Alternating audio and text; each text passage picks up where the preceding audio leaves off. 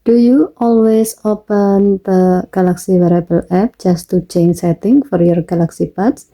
But if I tell you there's now a faster way, with the new update on Galaxy S25 Ultra, Samsung made it super easy to access and control Galaxy Buds setting directly from the phone setting app. Let me show you how it works. First, go to Setting, swipe down from the top right corner of the screen to open up the Quick Settings panel, and then tap Settings icon. Next, put on your Galaxy Buds. As a note, I'm using Galaxy Buds Live, but this works for other Galaxy Buds too.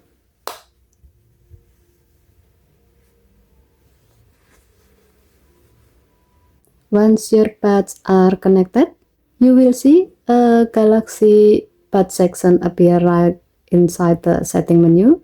You can tap it, and here you can manage everything: touch control, sound option, noise cancelling, and more. This might look like a small change, but it really makes using your buds a lot easier. Everything's right there in setting, just a tap away. Okay, thank you for watching.